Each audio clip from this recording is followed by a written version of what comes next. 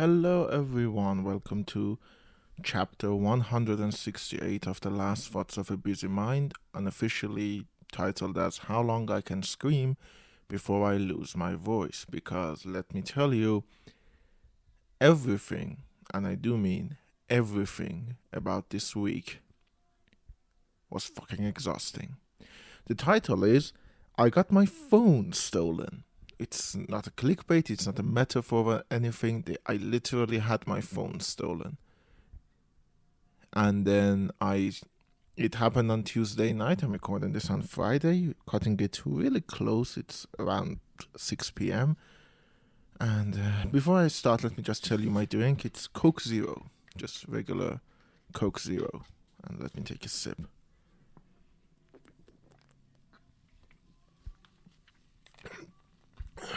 So,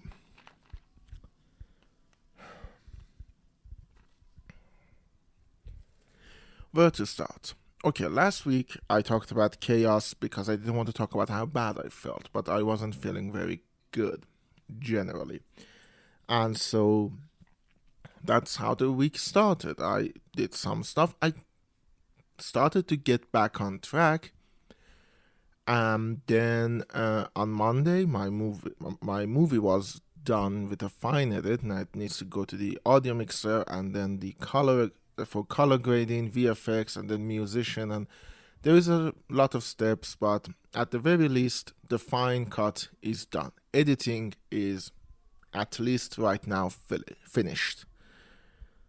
But yeah, it was again kind of tired. I went into Tuesday. And yeah, Tuesday night at 7:30 p.m. I was standing outside of my work.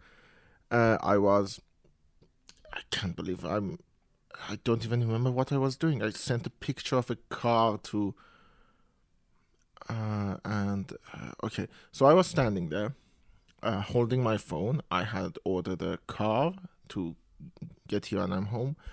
I'm standing a little bit on the street side. There isn't a clear line between sidewalk and the street, but I'm near two very lit stores. A guy comes near my phone, grabs it off my hand, and then goes away on a motorbike. I will tell you everything very shortly about how I feel about all of this. But yeah, that happened, and then I was panicked. Of course, I couldn't. At first, I didn't believe it. Then I started yelling, "Thief, thief!" Some people very graciously gave me their phone so I can call the police, the emergency services. An officer came. We described it. The other patrons of the cafes who actually saw the man driving away told me that what he looked like, what kind of motorbike he was driving, all of that. Sorry, I'm reliving that traumatic experience, and it is traumatic. I will get to that as well. So yeah, while all of that was happening, I'm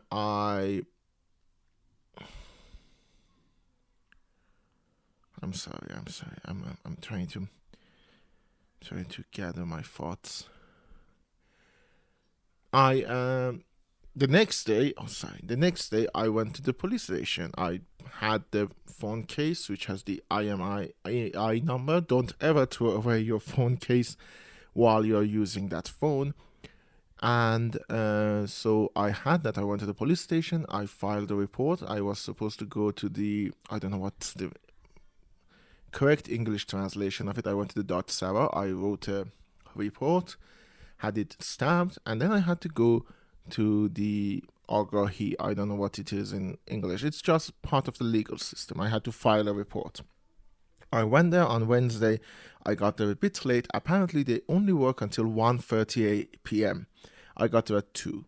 So yeah, that didn't happen. So the next day, which means yesterday, Thursday, I went there. I filed the report, and then I went to my SIM card providers center, and in order for them to burn the SIM card and then give me a new copy of it, they were closed.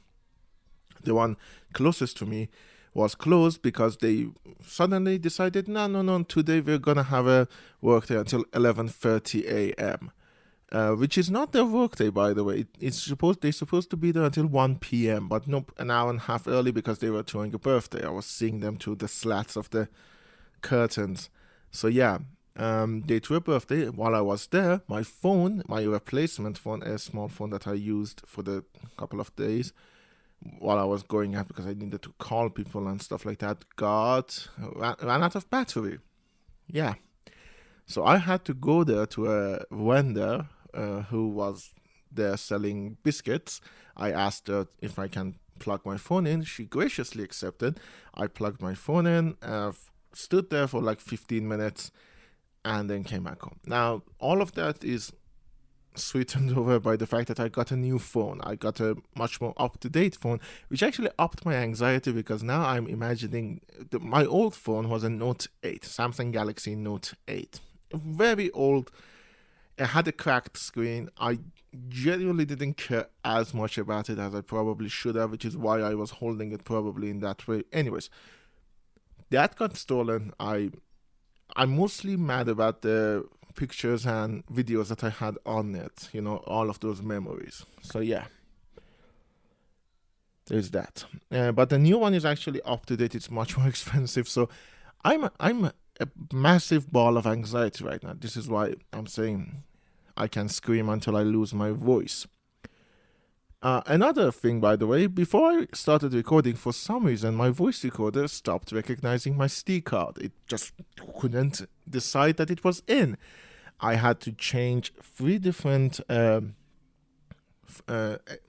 SD cards and SD card cases with mini SD cards in them. I swapped all of them until one of them worked. And it is precarious. A day before my phone got stolen, by the way, my Fitbit sense stopped working for no reason. It just wouldn't turn on. And apparently it's a common thing too. I searched for it online. So yeah, it's been a crazy week. Very anxiety inducing. But the biggest thing was the phone being stolen. Now, first of all, blame. 3 days at this point, and in an hour it'll be 3 days since the traumatic moment has passed. And in that time, I relived that moment over and over in my head. I keep imagining the feeling like the guy just took it. I wasn't pushed, I wasn't shoved, I didn't do anything. I just basically gave it to him. So blame, one, myself, of course. There were a ton of things I think, I should have done that. I should have pushed the guy off the motorbike. I could have held the phone closer. I probably wouldn't have stood there if I knew. I probably shouldn't have left the work until my car was here. It's notorious that place, lots of phone grabbings happen. I probably shouldn't have kept it the way I did. I probably should have kept it more secure. Anyways, a lot of things. I probably should have looked at the license number on the motorbike, but I didn't. I just was so confused and shocked. Lots of things I should have done for this not to happen, but the fact is it did. The thing that shouldn't have happened did happen, and there is nothing I can do about that. Sorry, I'm really trying to understand it. It is traumatic, and above all else, going through the police procedural and all of that, it's dehumanizing, like a lot. First of all, we all think of ourselves as a unique people. We do things uniquely. The way we treat our objects, our stuff, are unique to ourselves. Everything about it is unique. But when you're thrust into the system in this way, you suddenly become another statistic. You're just another person who's got their phone stolen. Probably not the first one that week or that day or even that hour. So you're just another person. And it's dehumanizing. The way they treat you, by the way, is really fucking shitty. I'm not gonna talk a lot about that, but yeah, the police system, especially in Iran, is really great at dehumanizing because it's filled with people with massive delusions of grandeur, like they feel like, oh, we own the world, because they never actually did own anything other than you at this very moment. So they really were great at dehumanizing. They don't call you by name. They say, hey, you, hoy, stuff like that. And they casually disrespect you. They casually just make stupid jokes about you in front of your face. So overall, it's very dehumanizing, to the point that when I went to the dot Sarah and the person said, Mr. Hamse, oh shit, I think I doxed myself. I mean, have I? It's literally the name of the. It's on the podcast. If you didn't know, when somebody called my name, and it just felt, oh my god, somebody sees me as a person. I'm not another statistic to them. They just asked, okay, how did it happen? What happened? Were there any cameras there? Stuff like that. Like, it felt like, oh, now I'm a human. I'm not no longer another point in the system. And that is one of the things that really happens a lot in these situations. I know I'm not alone, or again, or unique in this. A lot of things happen. This is probably happening to me very late in life. And I know how pampered I am, that not only within a couple of days I got a newer, better phone that I can use. I actually, something like this, which probably happens to a lot of people and they just move on, would be so traumatic to me. I know how pampered I am. Don't have to tell me. Unless you want to. In that case, don't forget to like, comment, and subscribe. While you're calling me a pampered pussy. Sorry. I don't mean to be this bitter, but it's been a long week. It's been a long day. I don't have a lot of luck with electronic devices.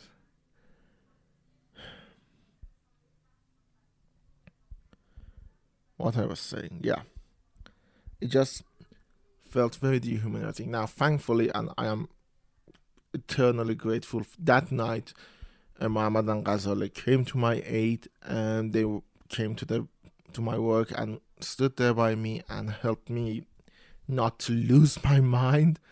And then the next days, some of my friends comforted me and told me about their experiences and all of that. So that did help. Dehumanizing is the biggest thing, because at any point where you're coming across the system, you realize, oh, you're just another statistic, and that is demoralizing. Again, dehumanizing is the only word I can use, because it actually makes you not to be a person. You're just a number that they wish they didn't have to deal with. So when you're then confronted with friends who actually know you, who care, and probably know what it means to you, it just helps massively. And I can't tell you how grateful I am. But yeah. Now, about the traumatic thing, I keep replaying, and it's not good, because there are effects to it. Right now, I want to tell my friends, let's go out and play board games, because I genuinely feel like I shouldn't be home alone anymore. Again, tensions inside the home as well, and I'm not going to bore you, but I can't, because I don't want to leave the house. The past 3 days, I've left the house because I had to. On Tuesday, I had to go to the work, got my phone stolen. Wednesday, I had to go to the police station. Thursday, I had to go to the police station and go to the SIM card place, which I actually did get, by the way. I don't know if I mentioned that. At that night, I went to a center that was open until evening, and they burnt my SIM card and gave me a replacement. And amongst all of them, there have been uncomfortable moments regarding other things as well.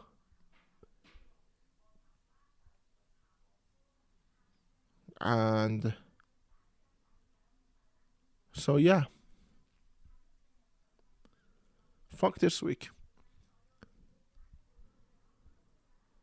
I don't know how long before I can again leave the house. I'm not feeling ready. I'm generally not a, oh, I'm gonna leave the house kind of person in general. And when things like this happen, like when my iPod got stolen, I had an iPod a few years ago. It was in my pocket and then it got stolen. And I felt as though I didn't leave the house for a week. I didn't go to uni. I just didn't. I just thought, nope, I'm not going. I don't give a shit. And right now it's even worse because I generally, until I force myself, I have a lot of excuses not to leave the house. Lots of things I need to do in the house. And I can't ask my friends, to, oh, please take me out because they have to deal with their own shit. I don't want to be a burden again. So generally, I'm just tired, and I want to stay inside.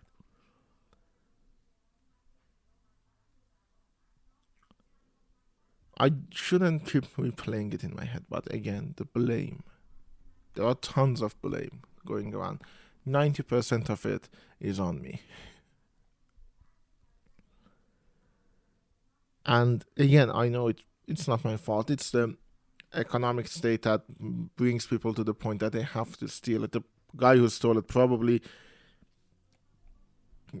had to. I'm giving him the benefit of the doubt that he was forced into that position because nobody wants to do it. But yeah, fuck everything, you know? Just fuck it. Fuck everything.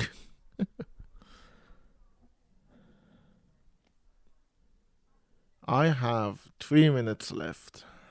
3 minutes. There is not much to it. I have a new phone now. There are issues that are kind of realizing how being on an outdated phone meant a lot of apps couldn't do the shit they wanted to do. For example, one of the apps just saves everything on the gallery. So I actually submitted a ticket to them and I'm hoping to hear from them soon. I have to re-log in a lot of stuff. I have to configure all of the settings. I'm not complaining about that, by the way. I know that sounds like me whining, but I'm not. I'm just saying that I have to do all of that again. And I mean, it's cool, honestly. It has a much better camera. I'm loving it. I already put a sticker on it. I have a TARDIS sticker I've put on it. And I have to get a frame and I have to get a glass for protection and parts because for some reason headphone jacks is apparently not cool anymore. But yeah, what I was saying. Yeah, there is that. The only thing I know for sure, like regarding everything else, is that the Dracula video isn't gonna come out on Halloween. I have a tiny